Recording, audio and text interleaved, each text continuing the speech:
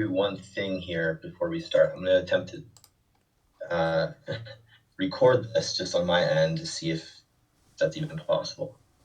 So bear with me one moment. I wish Discord had this feature. Yeah, because it's much easier on Zoom. I'm recording on my end, so I think that's not an issue. Oh, perfect. Thank you so much. Awesome. Okay, so in that case, let's start. So my name is Jose. I'm a community leader here at DoinGud. I'm based in New Mexico in the US.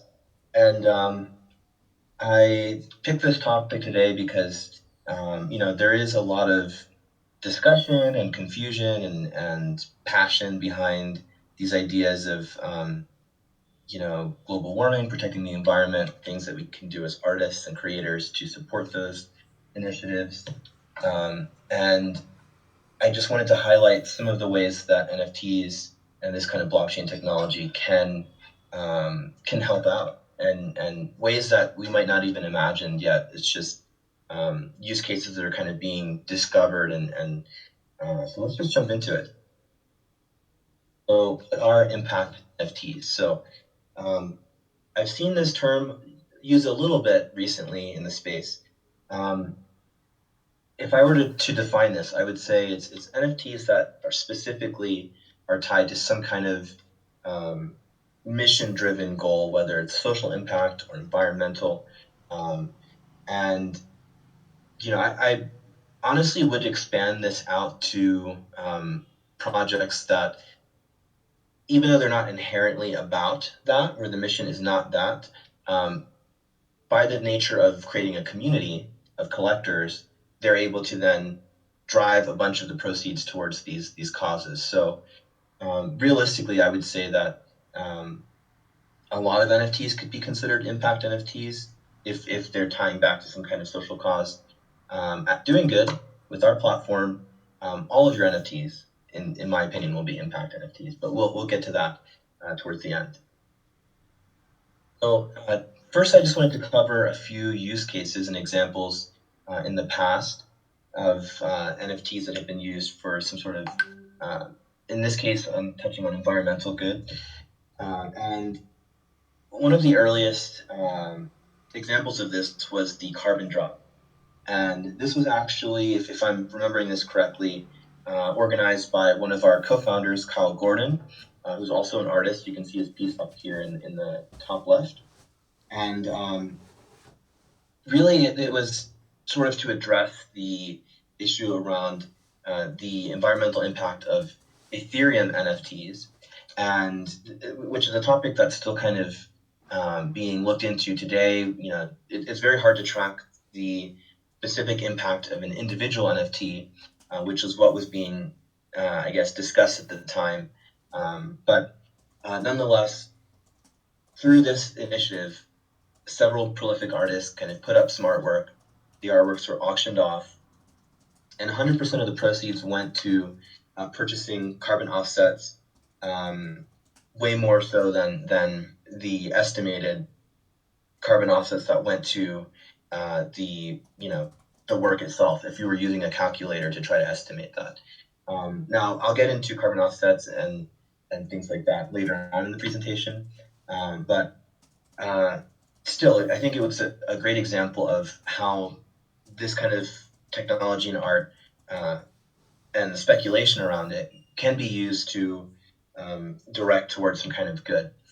In this case, it was a collaboration between the Render Network, which they have their own blockchain and their token for artists who are working in 3D.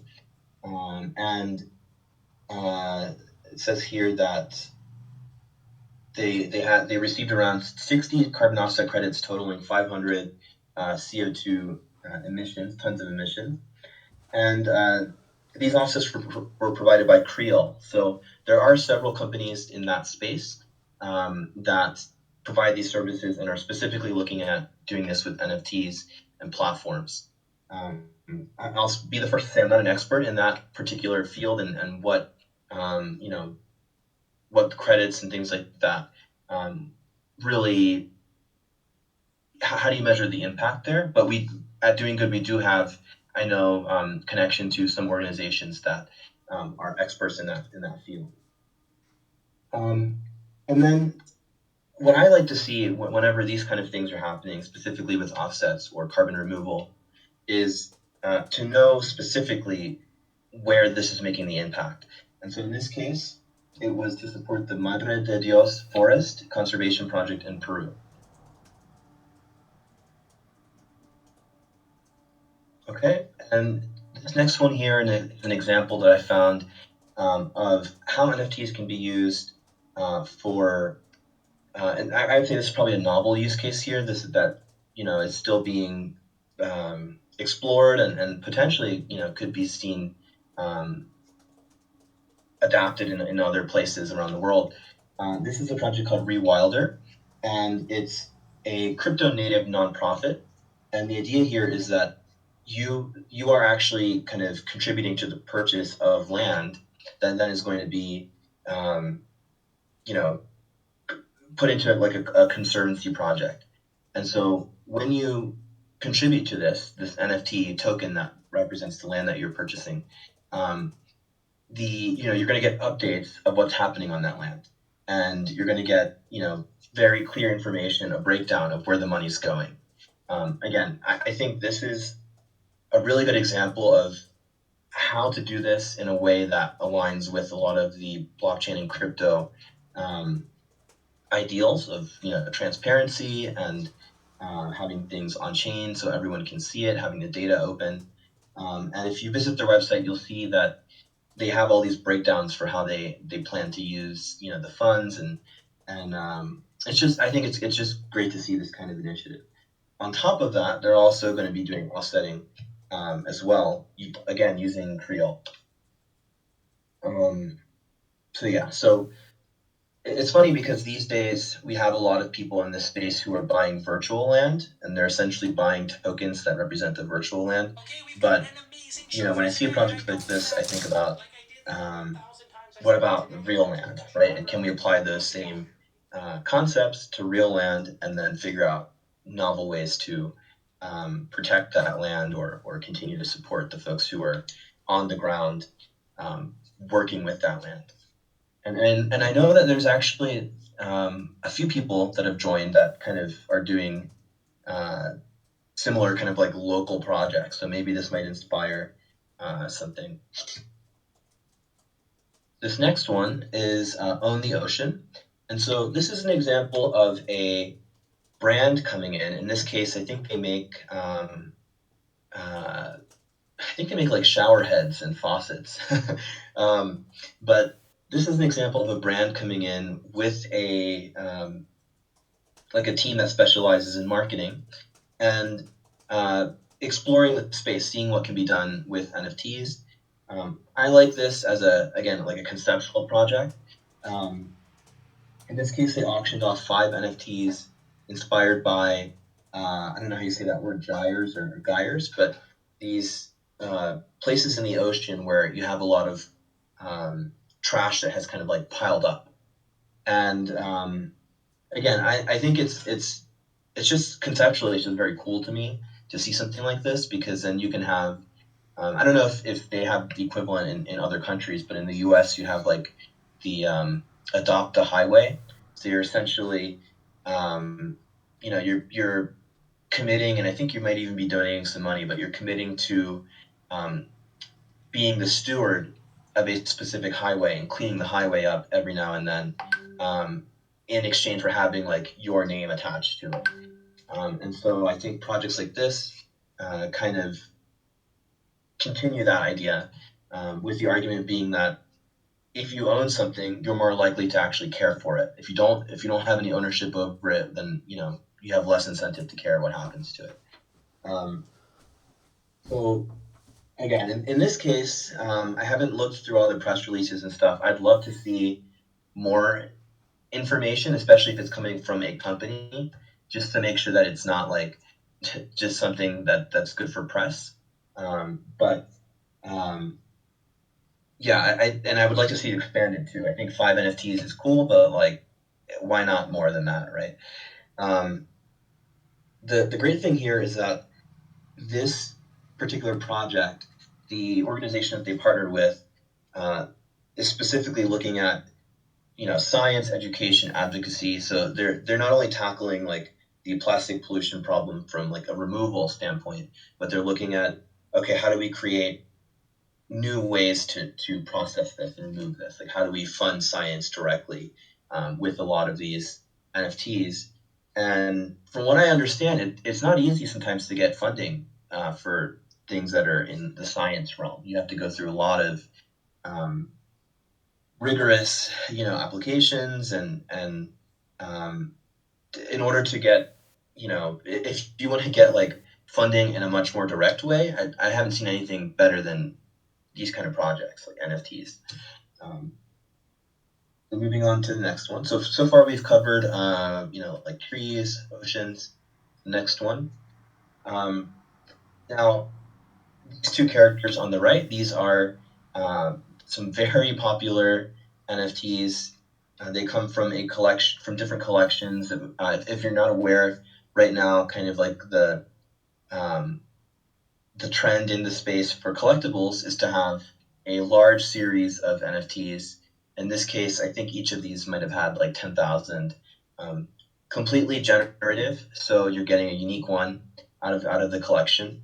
And really, really what happens is what I've seen with these is people do, when they buy one of these, it becomes part of their identity, their online identity. And to what end that will continue to happen, who knows? I'm starting to see people in these collections who are commissioning 3D models, 3D avatars, or the projects themselves promising to drop 3D avatars of these characters. Uh, why do I bring this up? Well, the reason I bring it up is because uh, the way I see this, even though the specific project isn't directly focused on the actual mission, the fact that they include this in their that these two projects specifically included this in their kind of roadmap and their promise to collectors, that kind of signaled something to the rest of the industry, the space, the people who are developing these projects. And what I like about that is it kind of shifted the culture a little bit and let people know, if you're going to be doing these projects and amassing all this kind of wealth overnight, um, it might be nice to give something back, right? And in this case, these two collectives, the Cool Cats and the Board Ape Yacht Club, they both gave through the Giving Block, which is a kind of crypto specific organization that can help make sure that the funds are going directly to these social impact orgs and nonprofits. And the cool thing is, you can actually track these transactions on chain. So that's one of the big differences that between giving in this kind of space and giving in like a Web 2, like a normal, what you might be used to when you donate money. A lot of times that goes into a black hole and you don't know where those funds went to or what impact was made. The difference here is that when you have a whole community like this, and you've probably seen it with memes, with like Wall Street bets and all these kind of things, people get really, uh, I don't know, they get kind of wild and tribal and very, very passionate. And so the way I see it, what better way to connect a community to a like a social impact org or a nonprofit, whether it's with animals or whatever the cause is. Um, for example, the red apes here, that this orangutan research that the Board Apes gave, donations to, they now have an ape as their profile picture, and they're now part of the culture as well because they realize, wow, we now have a massive audience that we didn't have before, and I just think that's really cool to see these kind of things. Now, again, it's it's a lot better if these projects do have on-chain transactions and if they're going through the right sources. Not every project is going to do this, unfortunately. Some will just try to tag on that they're working with some kind of charity when they're really not. But in this case, uh, again, these are kind of some of the leaders in the space, I would say, in terms of these kind of projects. Oh, let's continue. So conservation. So this is I don't know how to pronounce that. Conservation NFT. Um, and I found this one recently through Twitter Spaces, and I think they're launching on Binance Smart Chain, which technically is still proof of stake, although from what I understand, a bit centralized. Um, and in this case, they're looking to do NFTs that have pictures of different turtles in the landscape with which they've partnered. I think it's listed here. Maybe I put it in here. I didn't. Well, so basically, the foundation they're working with has folks on the ground that are basically helping to stop poaching, and they're doing this by monitoring these areas where the turtles kind of go for their mating seasons. And uh, last year they've actually reduced poaching by a fair amount by having this kind of uh, live monitoring with people on the ground. Um, what I like about this is that it kind of takes the concept of adopting an animal and the idea of collecting an NFT and it merges them together. So from what I understand with this project, uh, because they're working with a foundation that's tracking turtles, you should be able to actually through the ownership of the NFT be able to have a connection to one of those actual real turtles. Now that doesn't mean you own the turtle, but it at least kind of gives you again this sense of responsibility and this connection to something happening in the real world, which I think is really powerful. Um, personally, an idea that I had was I don't know if anyone's seen this video online about these pangolins that have that are kind of facing I don't know if it's extinction, but like they're really kind of not having they're basically at risk because there's a lot of poaching going on. And so, again, I think about how this kind of idea of collecting and ownership could be applied to something like that with a connection to organizations on the ground that are doing conservation. Um, so let's take a look at the next one. And let me just check to make sure. Okay, so far the event chat is empty. So I will continue. Um, This next one here is called the initial tree offering, and I think it's kind of like a play on words for folks that are in the crypto space. Um, and the idea here is that for um, you know, every ADA in this case, which is the token for the Cardano blockchain, they will plant a tree. And so the more of these tokens that you give to this cause, the more that they will kind of give you different varieties of these tokens. Um, I believe that the tokens are also the artwork is um, it's generative. I think it's like code based. So I, if I'm correct, the artwork actually lives on chain. It's not the token isn't separate from the artwork. I think it's like one thing if I'm remembering this correctly. Um, The reason I bring this one up is because this is actually an initiative by um, stake pool operators. So in proof of stake, you have usually like people who are running nodes who can verify transactions. And what's really cool is when you start to see NFT projects that not only involve marketplaces and collectors, but involve the folks who are like the validators in this case. And so now you have practically the entire ecosystem coming together to create this kind of chain reaction of good. Um, and so this is something that I expect to see more often across other chains as well, because if you're a stake pool and you want people to delegate their their tokens to you so that you can share in the rewards when you verify a block. Um, what better incentive than to have like a token that ties to a social cause? Um, in this case, and there are this isn't the only project that's doing a lot of planting of trees. There are several projects actually that are kind of approaching this in the same way on different chains with different organizations. Personally, I think there's room for all of them. I don't think there has to be one. I think it's great that folks are trying this in their own ways in different parts of the world. Um, in this case, they've calculated here that they want to hit 1 million trees by 2022, but in order to address the power consumption of all the nodes on the Cardano network, they're estimating 218,000 trees. So I think that's pretty cool. And again, this is stake pools themselves who are basically making the network run. And from what I've read, these stake pools, they're all mission driven. They've all kind of aligned together. These are people, individuals, just some people in their house probably running this in their bedroom. And they've committed to being mission driven. They've committed to using hardware that is energy efficient. So they're doing everything they can to make sure that the way they're running their node is good for the environment, and that they're also giving back on top of that.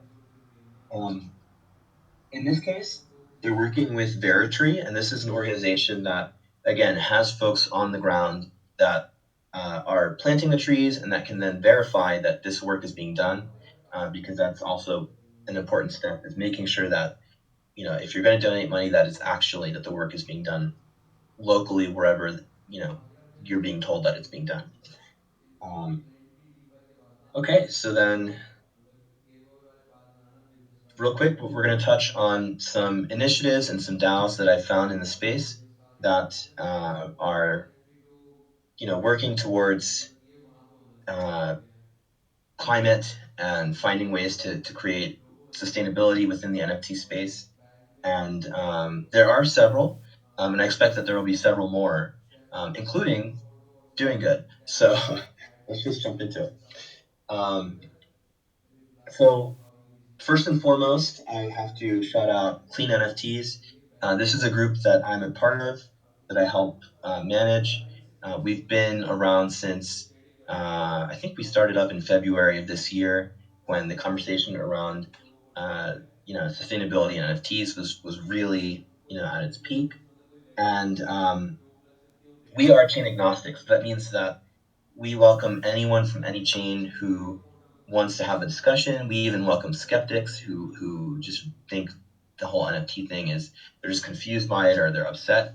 Um, and our main goal here is to just help educate ourselves and other people about things that are happening in the space, how these technologies can be used for good, ways that artists can be minting and collecting work, on chains that are sustainable, and then if they choose to still use something that's on proof of work, how they can reduce their carbon emissions.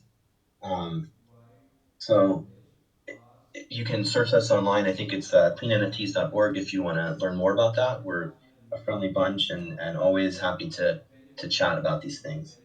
The next one is Artestic, and this is a group that came out of one of the, I think it was like a Gitcoin and Tezos hackathon, and they're actually friends with us. They've been in our group for a while, and I believe their mission is very similar to ours, except it's their DAO is more specifically.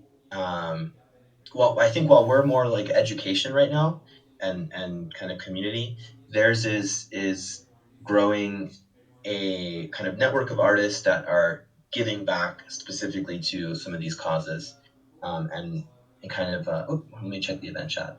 Um, and they are on again on Tezos, which is a proof of stake blockchain, and honestly one that has kind of grown a lot since March. We had the founder join our Discord back in March. No one knew who he was. And then shortly after, his platform blew up, and there's a lot of people in there who are also very passionate about the environment. And Next, we have Ethereum. And so one of the earlier initiatives here was green NFTs. And this was by Jeremy Bailey, I believe, and who also goes by Artgnome. You probably, if you're on Twitter, you probably know him as Artgnome. Um, Very kind of someone who's been in the space a long time, specifically talking about art and supporting artists in the space, and wearing an iconic headband. And in this case, he started again, early on, kind of about the same time we started, um, a initiative to basically have a hackathon and try to raise money towards ideas to reduce emissions, as far as like on the Ethereum side with NFTs, or support education around these kind of ideas. How can we make this better? And he had a lot of response from folks and a lot of submissions, and several projects actually came out of that were pretty cool. Maybe I'll post them in the event chat a little bit after this. Um, some of these other ones I found recently, so I don't know too much about them. There's one called EcoDAO on the Ethereum side of things, that's popped up pretty recently. It looks like they're also friends with Eden DAO and Klima DAO. And again, these, I think, as far as Klima, I think they're mostly working in the um, kind of it's like DeFi, decentralized finance plus um, carbon credits, something like that. Again, this is some of those things are topics that I haven't fully wrapped my head around in terms of like how those carbon markets work, but they seem to be pretty well versed in that. And um, again, people are approaching this from different angles here, which is great.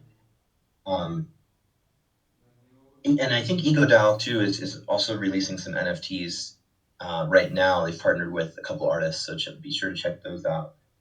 Um, and then on the Near blockchain, Near protocol, you have the Open Forest Protocol Corpsemen. So the Corpsemen are a group. They wear these uh, masks over their face, and yeah, they're kind of very, very mysterious, but they have this, they're working in the NFT space, but also kind of working on a protocol to help track some of these initiatives as well. Um, so with that, now that we're at the half hour, let's take a short intermission. And if you could navigate up to the event chat and maybe drop an idea about what kind of cause you would support if you were kind of minting an NFT or working on a collectibles project or making your own platform even. Do you have let's say environmental or animals specific? Is there a region that you'd like to help out? Is there a specific species, like an animal or something like that? Um, so I'm just curious what folks are passionate about here. Mine is pretty easy. I've mentioned it. Um, Unfortunately, there's no emoji for these guys, but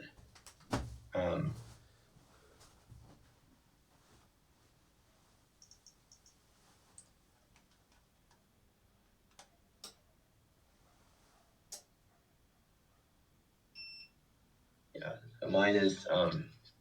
And also, if you just want to like say it with the voice chat, feel free. Um,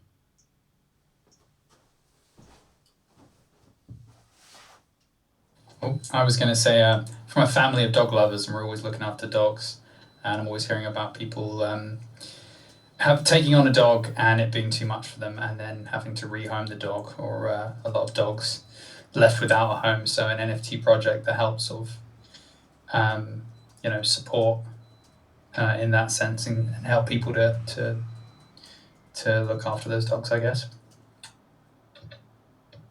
that's a good one. Yeah, I think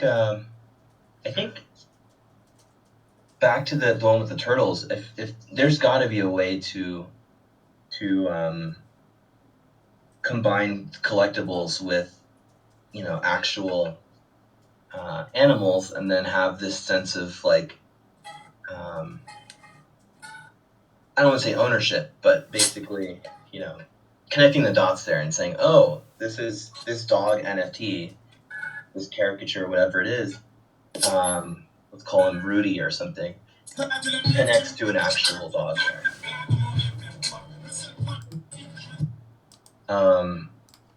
Okay, let's see. The OGN? Not familiar.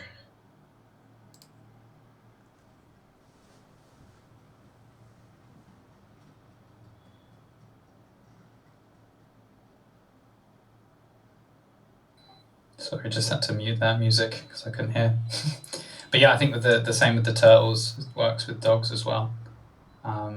You could have, as I said, the NFT that sort of represents the dog, so it's like people in a way adopting, but they're just helping to support. Yeah, I know that so the Bored Apes, they released their second drop for collectors um, was basically a series of dog NFTs for the apes, and so if you own an ape, you received a dog NFT airdrop to your wallet. And I know that they did give some proceeds to an organization that works um, with dogs. I'm not sure if it's like rehoming them or just I don't know specifically what the organization does, but I did see it in my research last night. How do you even choose? That's a good one. There's so many important causes out there. The organization has to be in the NFT ecosystem, right? So that's a good question. So and that's why I think it's also very important to if a project is claiming to give donations, give charity to these social causes, uh, to have some way to verify that. So the Giving Block is one of those organizations that helps facilitate this because they do the kind of heavy lifting of onboarding um, organizations that are not necessarily crypto. They're nonprofits or social impact orgs, um, and facilitates that kind of donation of crypto to that organization. If they're not already onboarded, then I personally would like to see a specific, like a very very clear, um, messaging from that organization and some kind of way to verify what the impact is, because again, unfortunately, there's bad actors there who will just kind of put, oh, we're working with so and so, and not have any proof for that. And if you've been in this space, one of the mottos is don't trust, verify. So like, that's still, you know, that works in this case. You want to make sure that uh, they're actually doing what they claim to be doing.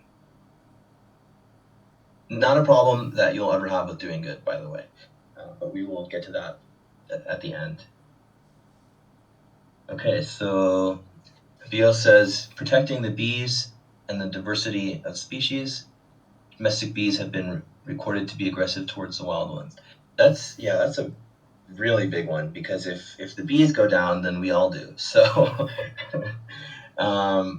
yeah, there's got to be a way to help those efforts there with conservation.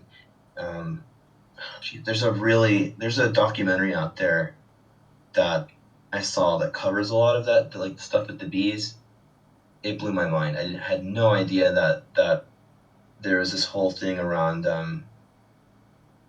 the way that they kind of like collect the queen bees and they take them away from the colony and they do like this artificial insemination or whatever. It's kind of messed up. Um, Yeah, indeed. And I also wrote down that I feel like if there's a creative NFT collection with different bees, or even have like a storytelling within it or characters that are linked to local beekeepers and or like beekeeper institutions that preserve wild bees as well as um, promoting healthy way of making honey or like a eco-friendly way, that could be something really pretty amazing, I think. yeah, I think it's funny because the more I think about these things, these NFTs can almost be mascots for, the people that are on the ground working to, help out the bees and make sure that they've got these healthy colonies and all this kind of stuff. It's kind of like a decentralized mascot in a way, which is pretty cool, actually. Or what if you could actually tokenize the beehives and say, I'm giving to beehive number 347 or something. I think that would be kind of neat. Yeah, that'd be cool. It reminds me of, I was thinking with the other, what was the name of the project you showed at the beginning, which was kind of similar to like how, in our space with like metaverses and in the virtual worlds, people are buying plots of land, but it was buying the land for the trees. Yeah. Like I thought that is just, it's so effective in the way it kind of triggers people and gets people involved in buying plots of land. And if you had that around an impact, as you said, so you're actually that money and that land. Because I know people who have spent thousands of pounds on or dollars on plots of land in different platforms. And Right. you're like, can you imagine if that money was going to, as you said, and with these companies it is. So it's I'm trying to remember the name. What was the name of the first one? Was it Rewilder? I was trying to search it, but there's already a term called rewilding, isn't there? So it's coming. Google's coming up with a bunch of other stuff. But yeah, I'm interested to look at that one a bit more. There's this one, and then there's one that I didn't have a chance to put in the slide called. I'll have to post the link later. It's essentially they're looking at like environmental personhood. So taking something like trees or mountains or things that kind of don't have a way to defend themselves, and using the blockchain to give them an address and a budget so that they can then use that towards legal fees if they need to, or like these kind of ideas that are popping up that weren't like super possible. Like we've had databases of the specific project that I'm thinking of. Someone gave a presentation at Ethereum conference, and he talked about how we have a database of trees in New York, of all the trees in the city, but nothing's happening with that data. It just sits there.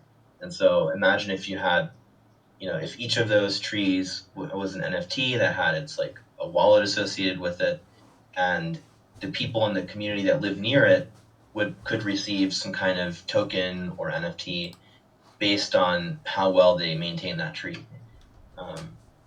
Because the tree is actually providing value, it's pulling carbon out of the atmosphere, it's lowering the heat. So, you're kind of addressing a lot of things that just go value that does not get, that just is kind of wasted. But now you're kind of putting it to work and making it, add value to everyone's lives. Yeah, super interesting. And even this term of sort of like impact NFTs was something that's new to me. As you said, I'm still relatively new to the NFT space. And sort of what the project that I was talking to you about doing is, it's not that we're not a charity, but we're looking to raise funds for our business, which ultimately we're trying to change the way that therapy is done. So in a way, it's kind of social impact. And we're part of an accelerator that is called the Impact Central. So all the founders in the accelerator, the business accelerator that we're on, the whole point of it is impact is central to their business. So it's kind of, and during, as I'm on the accelerator, I'm hearing other people speak, and as they're getting better at sort of communicating what their business does, I'm like, oh, NFTs, like here, like helping, NFTs to help, fund the cause, the social cause, and the change that you're trying to see. Some of them environmental, some of them are social, but I think there's a lot that can be done. Yeah, and again, I've never seen it happen. I've never seen money raised faster than in this industry, and if only we could use those same mechanisms to channel that towards good, instead of just pure speculation and a little bit of or a lot of greed in some cases. I think there's something powerful there. So I'm going to continue here. Thanks everyone for the suggestions. We had one army. So, precious plastic. I love that group. And then let's see, my perspective, support a pack that pushes political change. So yeah, so that's a great example or a great idea. So there actually there's a project called Lobby Lobsters, and it's a series of 10,000 lobsters, all generative, and it's all the sales from that. I believe all of it, or I don't know what percentage, but um, the sales and the secondary, so anytime they resell, goes towards a group that lobbies for different crypto related, um, you know, things in government, different laws, different legislation. And so I can totally see the same thing happening.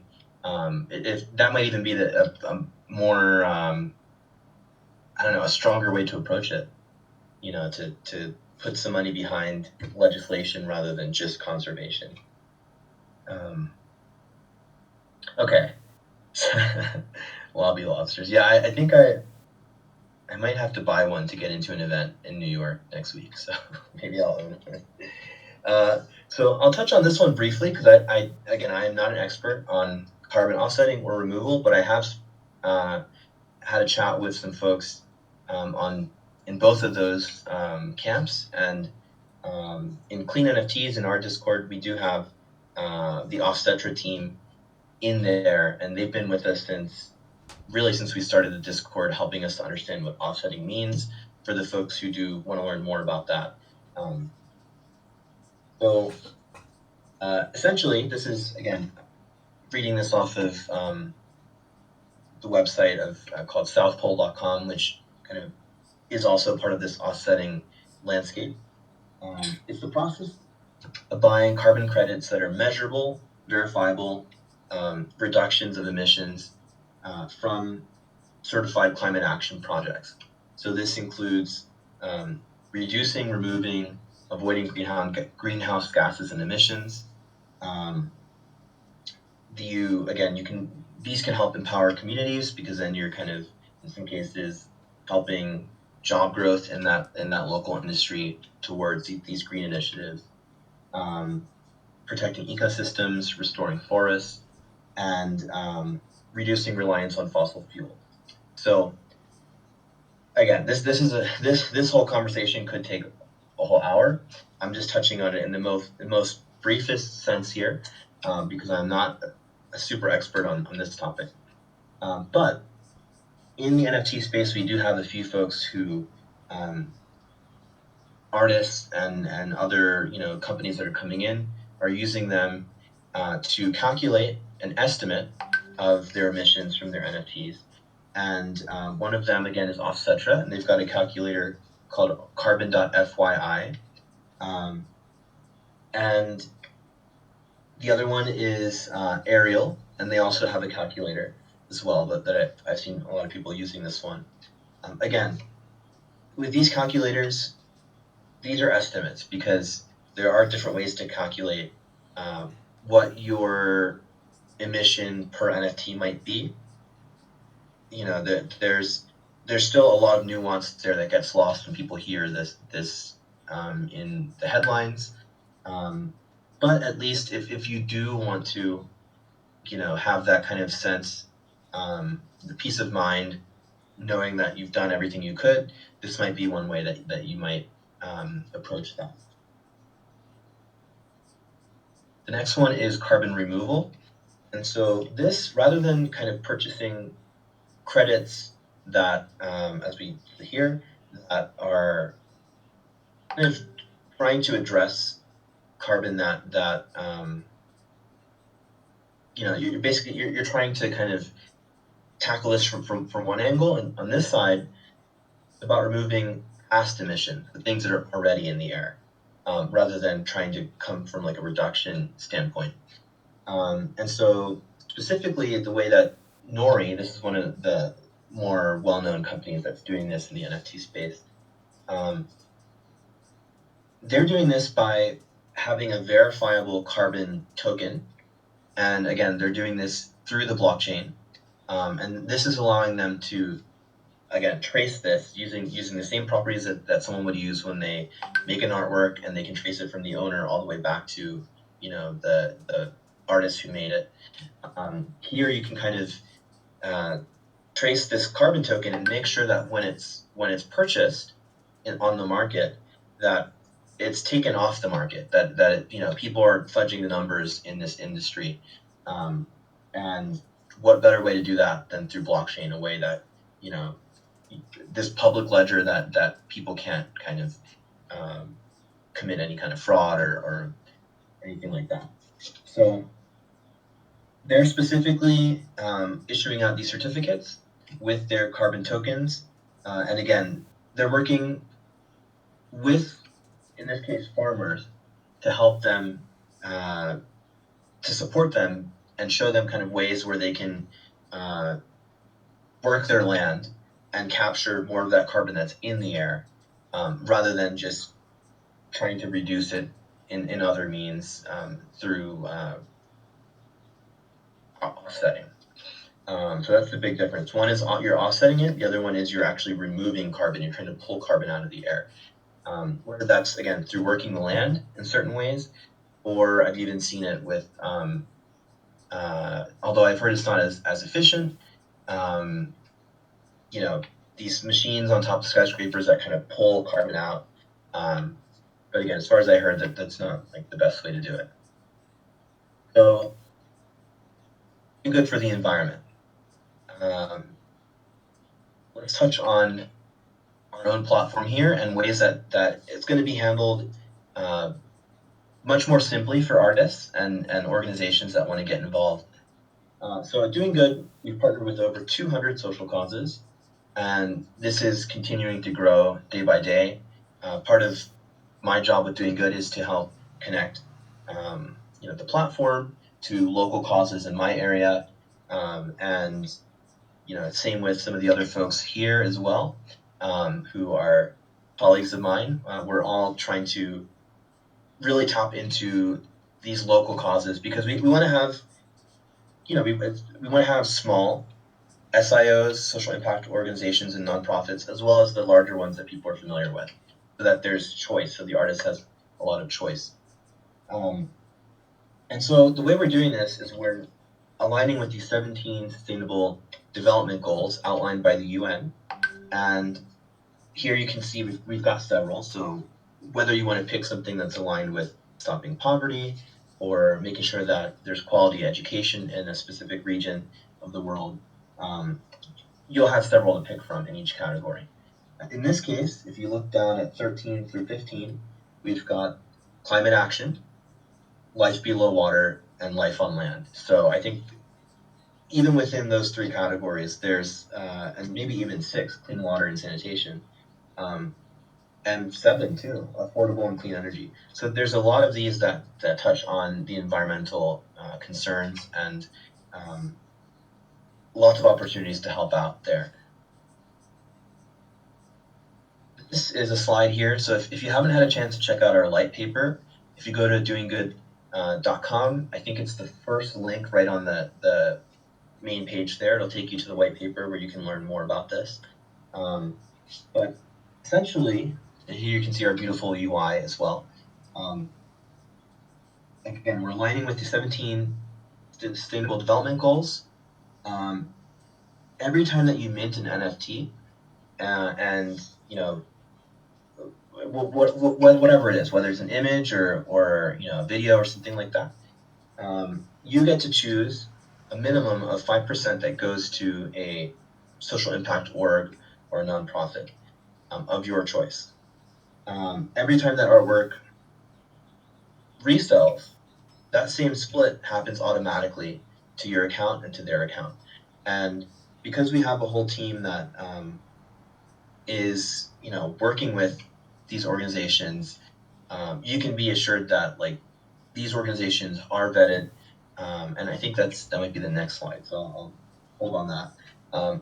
The other big point here is that DoinGud is on Polygon, which is proof of stake. So that means that it's not using all those calculations to verify that the ledger is accurate and all that kind of stuff, which makes it way more efficient than Ethereum, layer one Ethereum.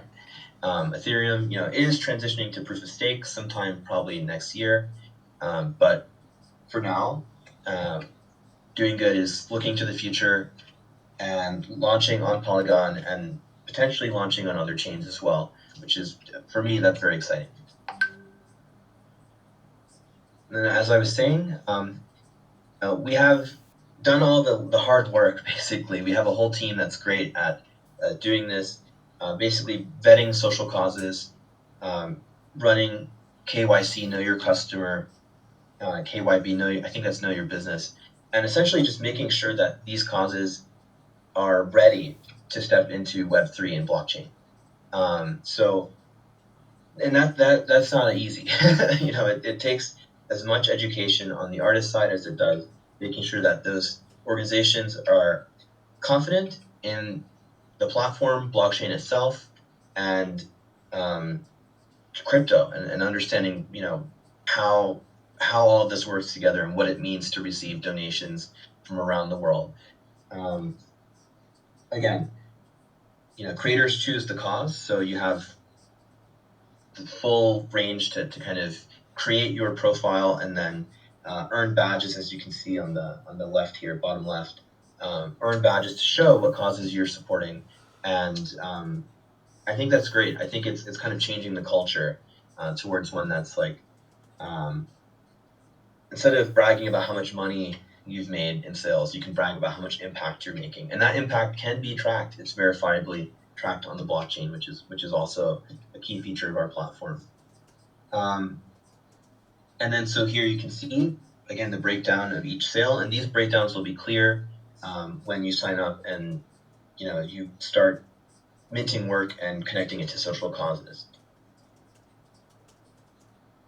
Okay, and then before we wrap up, to cover some things that we talked about. So in case you have ideas of things you might want to do when you start minting on DoinGud, tokenizing plots of land or ocean, direct funding of shelters and conservation efforts, funding of science around these kind of topics of conservation and climate action, and recycling and reducing waste. This idea of continuous giving, of streaming this supplemental income, which these organizations desperately need, through blockchain, right? The same way that people are getting proceeds and royalties from their art, it's just as easy through our platform. Environmental personhood, so I mentioned that briefly in our break, but that is essentially finding novel ways to connect animals or plants to give them a little bit more support, because often they're not able to speak for themselves. So this is one way where we can kind of give them a fighting chance. Traceable on-chain impact, so making sure that if we are trying to do good, that there's a way to verify these things. Restoration in a way that's verifiable, carbon removal, and then this one I saw recently, this term, technologically augmented ecosystems. And so I think that, we're talking about the beekeeping, we're talking about forests and things like that, and oceans. And, there are ways where people can use monitoring systems that already exist out there that scientists and ecologists and people are using to basically capture this data about the places that they're studying. And why can't we tie that to blockchain, right? And have that stream of data actually go on chain and then find novel ways to connect that to NFTs or even gamification, if there's a way to do it in an honest and legitimate way where you're doing a lot of good by exposing that to people who wouldn't have seen it before. So anyway, that's all I got. If there's any questions, feel free to jump in. But otherwise, thanks for joining, everyone.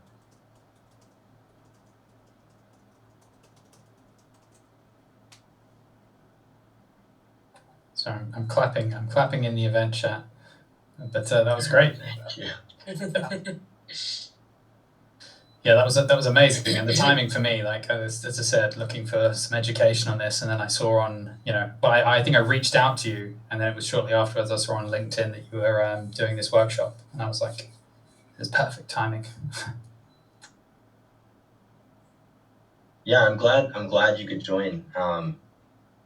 Yeah, there was always a pleasure to talk about these things. There's always new stuff happening in the space. It's I thought VR and AR was like light speed. This space is also changing and growing very fast. Yeah, definitely. And combining the two, I mean, with the project that I was talking to you about, that we're looking to have the auction taking place in alt space. So I'm already working on the world, building the world for the auction to take place in, Mm, which could be interesting. We've got to figure out how that's going to work. Um, but yeah, I mean, I think that's why I wanted to talk to you as well, just because, as I said, all I know of it is OpenSea. That's all I know of NFTs and NFT marketplaces. So understanding how we can do it in a way that's clean. right. And well, also clean, but then also I would argue uh, from the perspective of collectors, if the user, because for me, when I first saw OpenSea, even though I was kind of exploring the space for a long time, it just looked really intimidating to me, and it took me a long time to even like set up my account and try to purchase something. Um, but that's one of the things that our team is actually working on is making the platform friendly for people who haven't used any crypto before. You don't actually even need a wallet. We kind of generate one for you to start out. And so, and you don't even need crypto. You could use, a credit card if you want to purchase the NFT, and we facilitate everything on the back end. So we're definitely trying to make this easy for both artists and collectors, which I think is huge. Just wanted to answer a few questions. So, uh, in your opinion, who are the main agents of CO2 emissions? So that I'm not sure actually. Um, yeah, again, I'm not a super expert on that. I would have to defer to someone who's really um, more so in the you know offsetting probably space. If I had to guess, maybe cars. That's probably a big one. Potentially animal agriculture, right? That's a big one. Oh, that too. Right. Yeah. So I think that's the argument. What was it called? Is it Cowspiracy, the documentary on Netflix that kind of really opened my eyes, and I think a lot of people's probably to kind of say like, hey, like, why is animal agriculture being ignored? Why is everyone talking about cars when and then it looks like there's sort of Greenpeace and these other organizations are taking a certain amount of money from people within that industry in donations. Oh, wow. So it looked suspicious that when the topic is sort of broached with them of like, what about animal agriculture? They're kind of like, oh, we're not here to talk about that. We're talking about this. But again, I don't know. This was in the documentary. I don't know enough about it, to be honest. That's just what I saw in it. Well, again, another reason for uh, so with blockchain, everything's on chain. So every transaction, if Greenpeace had a specific wallet that was public, which they should, if they were taking crypto, then it would behoove them to have that all public to be as transparent as possible. You'd be able to see, anyone could see it on Etherscan or whatever blockchain they're on. Every transaction that's going in and out of that wallet, which um, I think that should be happening in general for politicians, for these kind of organizations as well. Um, Let me see another question. And then also I think pigs is in the U.S. is another big one too. That cattle and pig animal agriculture. One last question. Oh, how do you choose the causes? So, um, on DoinGud right now, like what's like if once the platform's live and you sign up, you'll be able to choose from the list of any of those categories. If you want to nominate one, what I would suggest is probably the best channel for that might be the art and social impact channel. Right now I'm looking at that, and that looks like the right channel to do that in. And then we actually have there's also social impact orgs. We have the whole category there.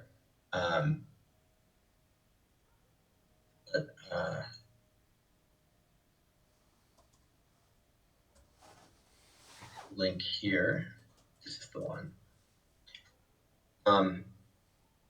And we have a whole team.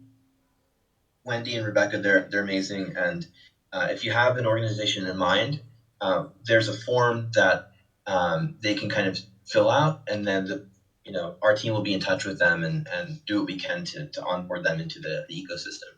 I don't think that link worked for me. Is it a link you just placed in the chat? Yeah. Oh wait, this is okay. So if it doesn't show up, you might have to click on. Let's see. In the very beginning, where it says "Welcome to DoinGud," and you go to roles, you might have to click on social impact org for it to show up. Oh, okay. I'll try that.